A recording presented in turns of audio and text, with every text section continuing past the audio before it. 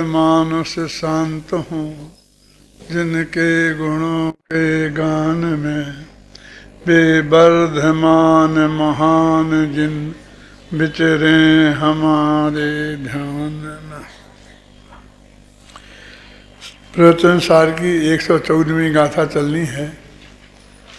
प्रकरण ज्ञान तत्व ज्ञेय तत्व प्रज्ञापन है और मूलतः बात ये चल रही है कि वस्तु का स्वरूप तो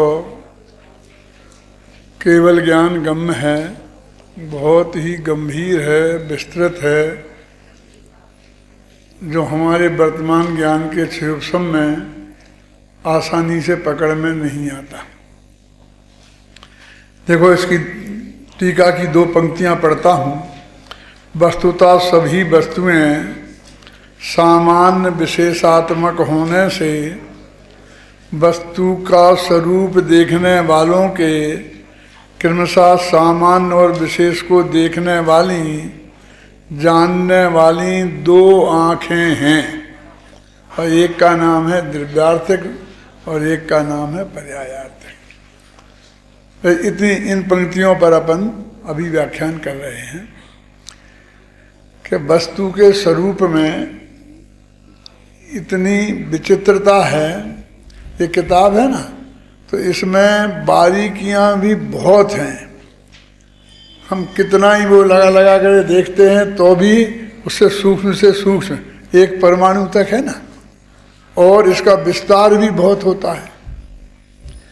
अब अपन को जीव को देखना है, इसमें उदाहरण जीव का ही दिया है ना, तो जीव की लंबाई तो इतनी है कि अनादि से लेके अनंत काल तक, चौड़ाई इतनी है कि असंख्यात प्रदेशी सारा लोकालोक प्रमाण, और मोटाई इतनी है कि उसमें अनंत गुण है। तो क्या लंबाई, चौड़ाई और मोटाई अपने आत्मा की चलती है ना,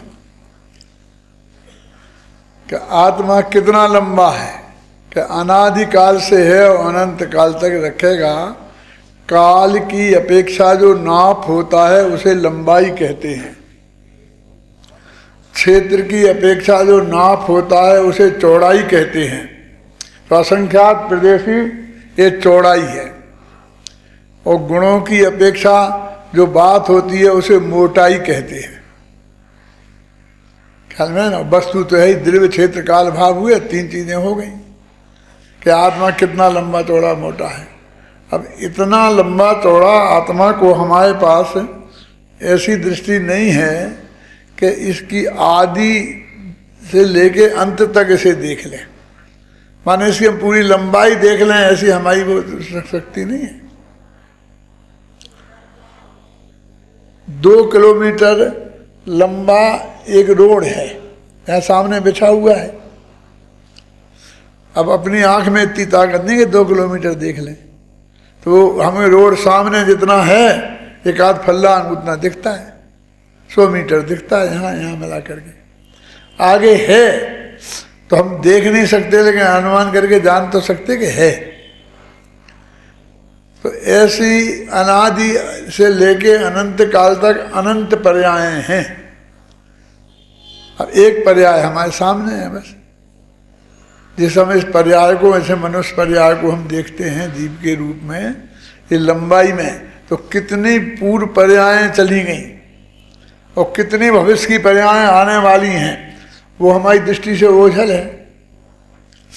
और कहने को तो ये है कि हम एक मनुष्य पर्याय को देखते हैं, लेकिन मनुष्य पर्याय भी आपने किसने कहाँ देखी? हमारा बचपन आपने देखा है? नहीं देखा ना। तुम्हारा बुढ़ापा हम नहीं देख पाएंगे। मैंने पूरा कहाँ देख पा रहे? एक आदमी को पूरा हम कोई कहाँ देख पा रहा है? या उसका हम एक पर्टिकुलर हिस्से को देखते हैं। जो 5 साल आप यहाँ रहे, वो हिस्सा हमारे ज्ञान का गेय बनेगा। और हम क्या करते हैं रोजना, उन 5 साल में भी 2, 5, 10 दिन ऐसे आते हैं कि जो तुम हमारे सामने आते हो, नहीं तो तुम हमारा प्रवचन सुन के चले जाते हो, हम सुना के चले जाते हैं। मिलना होता ही नहीं है, इसका काय का देखना जानना है, क्यों? अकेले मुड्डे मुड्डे से जान लेते, इतने लोग बैठे हैं बस। तो आप 4-5 दिन मिले, क्यों? जो अच्छे ढंग से मिले, और उतने ही आधार पर हम कहते वो लड़का बहुत अच्छा है, वो लड़का अच्छा नहीं है, वो दंड है। जो भी हम डिसीजन करते हैं आपके बारे में, वो कितने से छोटे पीरियड को हमने देखा है, और उतना छोटे से पीरियड में देख के हमने सारा निर्णय कर लिया। ऐसा है कि भाग्य से कोई आदमी हमारी किताबें पढ़ता है, ऐसे लोग बहुत मिलते हैं, और यहाँ वहाँ सुनता है, टीवी पे सुनता है, तो उसे इच्छा होती है कि हम इन्हें देखें। बेचारा कहीं से आता है, बम्बई कलकत्ता से चल के, उसके समय ले लो आकर के। अभी भाग्य से वो जिस समय आए उस समय हमको बहुत बीमार हों, वोमिटिंग हो रही हो, दस्त लग रहे हों, अस्पताल में पड़े हों, गुस्से में हों, किसी को डांट रहे हों, कुछ भी, कोई भी एक पोजीशन हो सकती है ना, जो पोजीशन हमारी 24 घंटे की नहीं है, और वो वैसी हालत में देख के जाएगा, उसके दिमाग में तो वही रूप हमेशा रहता है। क्या कि वो तो बहुत गुस्सा लें, वो तो बहुत गुस्सा लें। हम तो गए थे साहब, इतनी दूर से गए थे मिलने के लिए, 5 मिनट का हमें समय नहीं दिया मिलने का है। अब तुम्हें क्या पता उसकी कितनी तबीयत खराब है, क्या है, जोर का लेटरिन आ रही है, उसे लेटरिन में भागना है, जल्दी पेशाब लग रही जोर की, वहाँ जाना है। अब तुम्हें लगा कि हमको, हम कहे 2 मिनट, 1 मिनट वेट, 2 मिनट खड़े नहीं है। क्या का आदमी है, आदमी की कीमत ही नहीं है जिसको। ऐसा ही होता है ना, माने हम बहुत छोटा हिस्सा देखकर उसके सारे के बारे में निर्णय कर लेते हैं। ये तो लौकिक उदाहरण है। अब हमने आत्मा का भी ये हिस्सा देखा छोटा सा, ये मनुष्य पर्याय यही कितना छोटा हिस्सा है, काल की अपेक्षा वस्तु का बहुत छोटा हिस्सा है, और इसको ही देख के आधार पर हम सारे डिसीजन कर लेते हैं। तो वो कहते हैं कि इसका सही चीज को समझने के लिए हमारी 2 आंखें होनी चाहिए,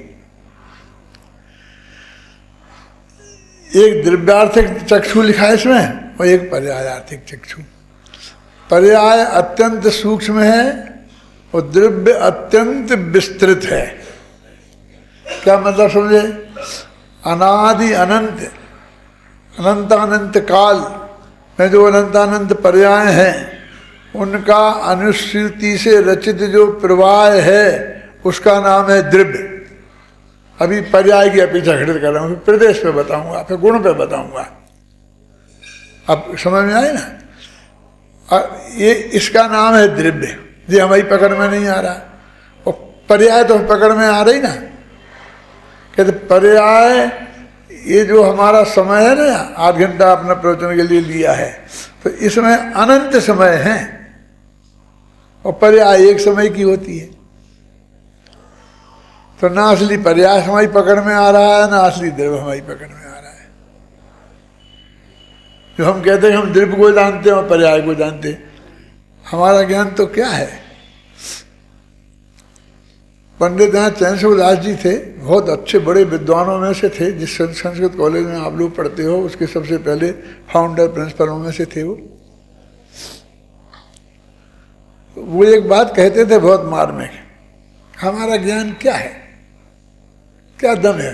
हम पूछते हैं कि साहब ये इसमें आ रहा है केशव की पत्रिका में कि अर्जुन, तो अर्जुन में क्या होता है? क्यों क्या होता है अर्जुन? कि एक पांडव है 5 में से, है ना, चांदी को अर्जुन कहते हैं। अर्जुन नाम का एक पेड़ पौधा भी होता है, उसमें लिखा है रामचंद्रिका में, अर्जुन भीम महामति लेखो, पांडव की प्रतिमा से देखो। तो वो कहते हैं हमारा ज्ञान क्या है? हमने वो अर्जुन नाम का पेड़ देखा नहीं कहीं। हम तो कहते हैं अर्जुन नाम वृक्ष विशेषा, बस ये है हमारी पंडिताई। अर्जुन नाम का एक पेड़, फलाना नाम का एक फूल, फलाना नाम का एक राजा, एक जंगल में रहने वाला एक शेर, अब कौन है कहाँ कैसा, बस एक शेर, एक जंगल, एक राजा, एक रानी, उसकी इतनी बस हमारा ज्ञान का कितना स्थूल स्वरूप है, हम उसको कहाँ जानते हैं किसी भी चीज को, हैं?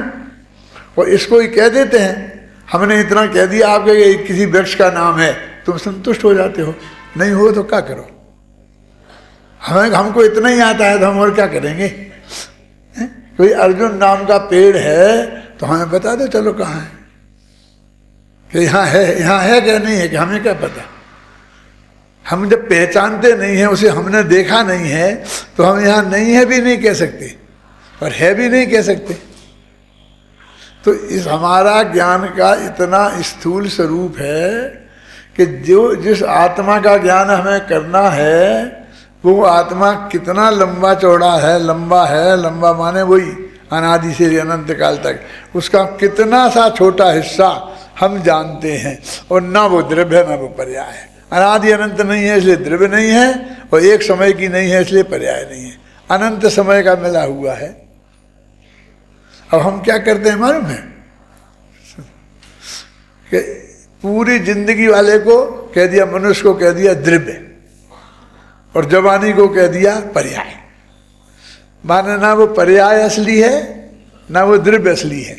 थोड़ा लंबी पर्यायों का इस सिलसिले को हमने द्रव्य नाम दे दिया, आप समझिए ना, और थोड़ी कम को हमने पर्याय नाम दे दिया कि ये मिट्टी, तो मिट्टी वो है द्रव्य, क्यों, और फिर वो घड़ा उसकी पर्याय है, तो कहते पिंड घड़ा पर्याय है। तो मिट्टी को कौन सी मिट्टी, कैसी मिट्टी, अनंत पुद्गल परमाणुओं का पिंड है, वो द्रव्य है। हम मिट्टी नाम के द्रव्य को नहीं जानते हैं, आज तक देखा नहीं है।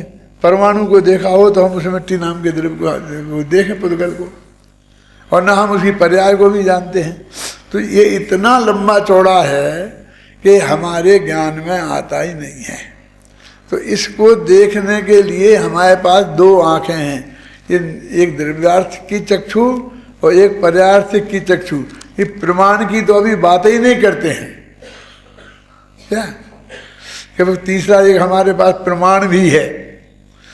वो हमारा ये प्रमाण कैसा है, यहाँ तो हम कहते हैं केवल ज्ञान प्रमाण है, जिसमें सारा लोकालोक एक एक अणु एक एक चीज झलकती आती है। और ये तुम्हारा प्रमाण कैसा है कि जो द्रव्य पर्याय को एक साथ जाने, क्यों, ये कहेगा ये जीव भी है और मनुष्य भी है, बस प्रमाण हो गया ज्ञान।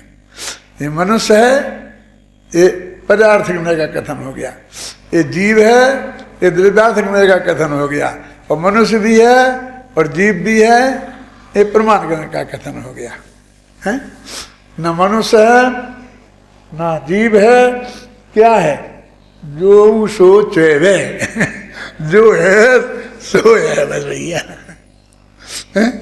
ये अनुभव हो गया। ना जीव है, आप समझ गए ना।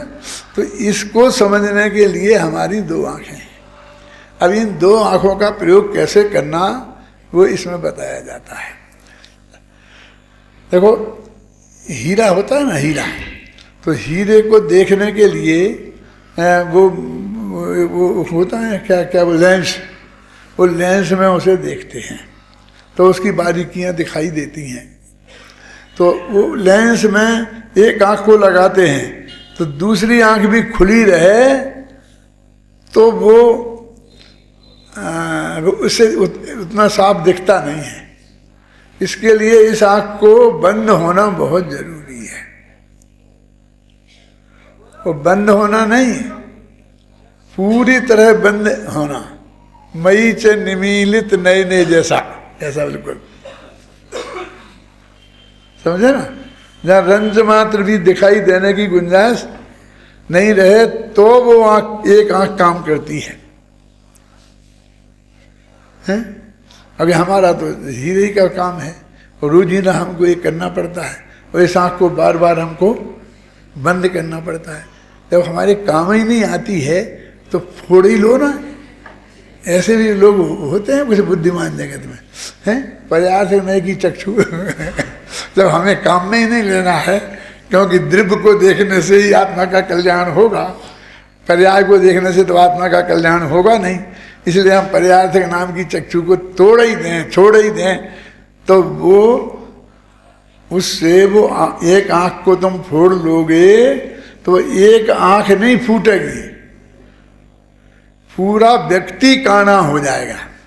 समझ में आया कि नहीं? क्या आंख कानी नहीं होगी, आंख तो फूटे गई है? काना किसे बोलते हैं? जिसकी एक आंख फूट गई हो उस व्यक्ति को काना कहते हैं ना। तो तुम एक पर्याय को यदि पूरी तरह से उपेक्षा करोगे तो तुम्हारा पूरा बस प्रमाण की व्यवस्था ही गड़बड़ा जाएगी। क्या? अब दो शर्तें हैं कि बंद होना चाहिए पूरी तरह और फूटना नहीं चाहिए। और एकांत काय का नाम है कि या तो हम फोड़ने को तैयार हैं और या बंद ही करने तैयार नहीं है। हम तो दोनों ही आंखों से देखेंगे, एक से क्यों देखें? हम तो एक से क्यों देखें? हमारे जब दोनों है तो हम दोनों ही से देखेंगे। ख्याल में है ना? तो ये कहते हैं कि नहीं भाई, तुम्हें हीरे का धंधा करना है तो ये समझना पड़ेगा, ऐसे वस्तु के स्वरूप को समझना है, आत्मा के तत्व को समझना है, तो तुमको ये बात अच्छी तरह समझने पड़ेगी कि वस्तु के स्वरूप को देखने के लिए जनागम में दो नए कहे गए हैं। लिखा ना, दो आंखें हैं। आंखें का उदाहरण दिया, वो देखने की दो आंखें हैं। अब क्या करें? जो हमको हीरे में जो दिखाई दिया,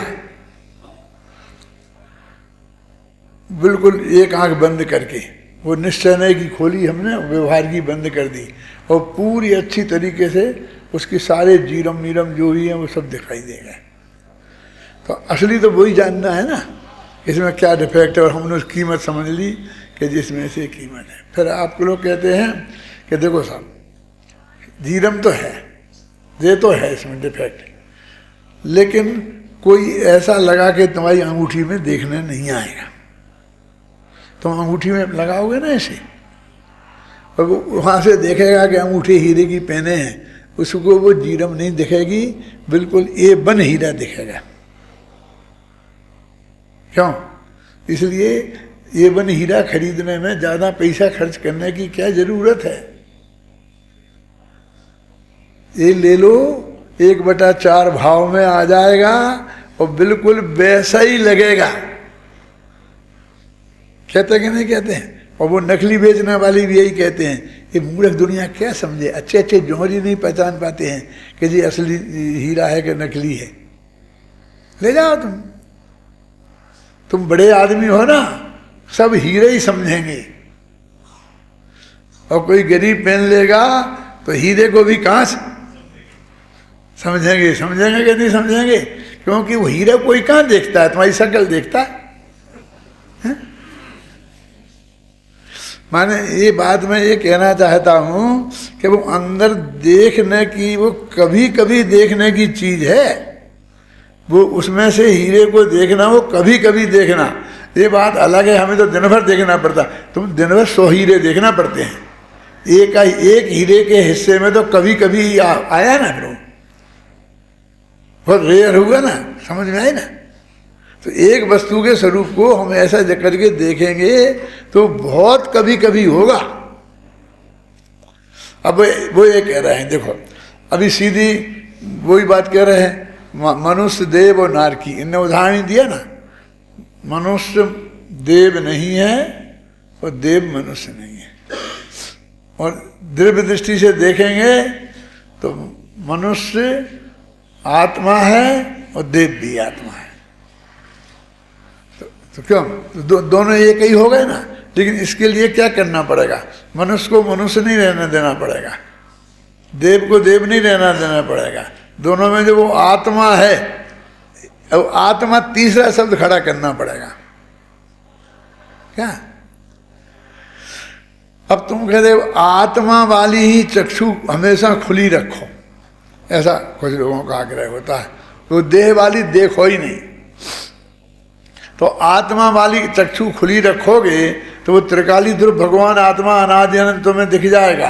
तो तुम्हारे ध्यान का ध्येय तो वो हो जाएगा, उसमें अपनापन स्थापित करोगे तो सम्य दर्शन तो हो जाएगा, और ध्यान करोगे तो केवल ज्ञान भी हो जाएगा, ख्याल में आए ना। लेकिन ये मनुष्य है, इसकी इतनी आयु है, ये ऐसे खाते पीते हैं, अथवा ऐसा कि ये आलू है, इसमें अनंत जीव हैं, ये कीड़े मकोड़े हैं, इनको मर ना जाए, ऐसा जीव जो समझाना है ना तुम्हें चरणानी योग वाला, वो काम नहीं आएगा उसे। वो चक्षु वहाँ काम नहीं आएगी, दिव्यार्थिक चक्षु, उसे तो पर्याय वाली चक्षु काम में आएगी। और एक कोई साधारण कथन है, सारा प्रथमान योग, सारा चरणान योग इस पर खड़ा है, हैं? ये जीव खान पान ये सब बातें, वो कह गए उन्हें जो कहना था, और हमने तालियां बजा दी, और हमने कह दी कि बिल्कुल सच्ची है, हैं? अब कुछ बचा ही नहीं कहने का। क्यों? ऐसा मुफ्त का त्याग, उसका नाम जैन धर्म है। कि मैं रात को ही हम कुछ खाने ही नहीं है तो हमने ये छोड़ा सुबह 5 बजे तक के लिए, और उसमें भी छूट रख ली कि कभी यदि जरूरत पड़ी तो रात के 12 बजे तो बंद किया खाना, और सुबह 5 बजे तक के लिए लिया छोड़ा, और उसमें भी छूट रख ली। रोजीना अकाउंट करते फिरे हम। वो तो बहुत स्थूल बात है जो अपा ने बताई ना, अभिनमन रूप और परिणमन रूप हिंसा, ऐसा जबरदस्ती पाप थोड़ी चढ़ता फिरता है। कैसा वो जितने जीवों को हमने मारने का उसका हमें पाप, यदि हमने आलू नहीं छोड़े तो आलूओं का पाप लगता रहेगा। ये पाप के ऐसे भेद कहाँ पड़े तुमने कि ये आलू का पाप अलग होता है और जमीकंद का पाप अलग होता है और लोग भिंडी का पाप अलग होता है, नहीं? और उसका पाप बच जाएंगे, उसे पाप, ऐसा है ही नहीं। ये मुनिराज इन विकल्पों में कहाँ उलझेंगे? हम इन विकल्पों में उलझेंगे तब हमारे आत्मा का मोक्ष होगा। ये तो बंध की प्रक्रिया है, ये मोक्ष की प्रक्रिया है ही नहीं। मुझको एक वाक्य कहने का भाव था उनकी उसके सारे उस पर कि आप बहुत बुद्धिमान हैं, तीव्र आपकी पकड़ है, और आप जो चीज़ पढ़ते हैं उसको ग्रहण करते हैं, फिर जीवन में अपनाते हैं। ये क्वालिटी आपकी बहुत अच्छी है। यदि भाग्य से आप 2 घंटा 4 घंटा हमारी बात सुनने लग जाओ तो आपका कल्याण हो सकता है।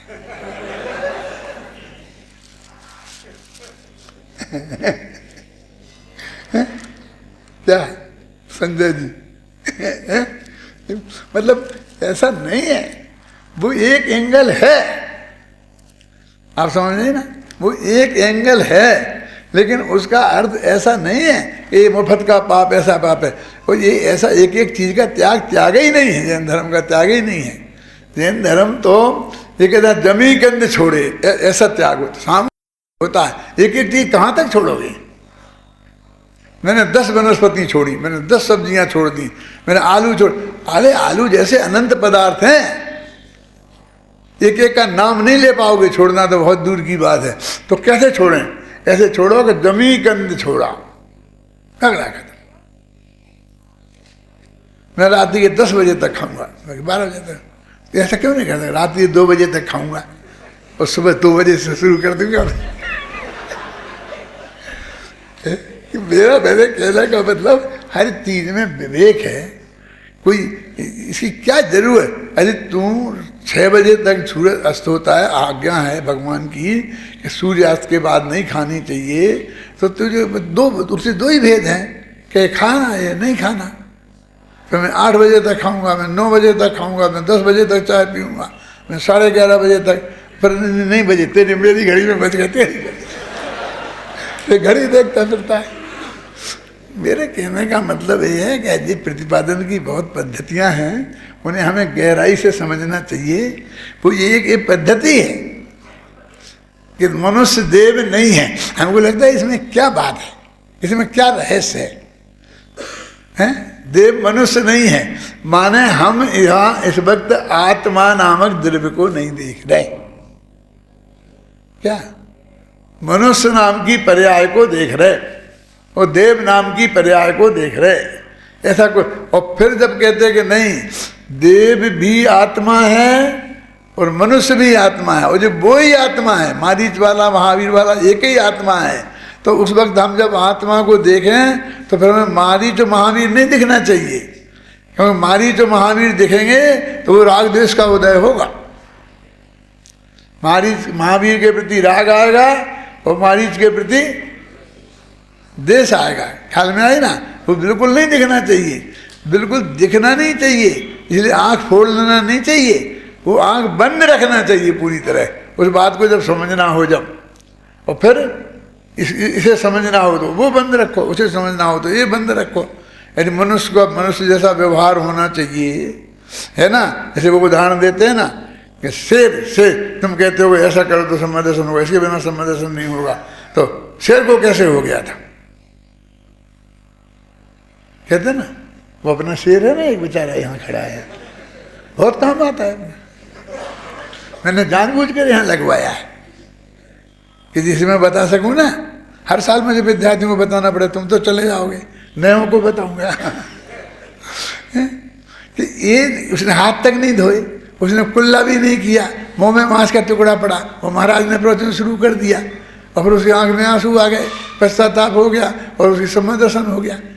क्यों? और अणुव्रत ले लिए फटाफट, और वो भी कुल्ला किया कि नहीं किया आता ही नहीं है। तो अब ऐसा कह के हमको कुल्ला नहीं करना चाहिए, ऐसे खाते खाते मंदिर में जा सकते हैं, पूजा कर सकते हैं, ऐसे व्यवहार का समर्थन कर सकते हैं।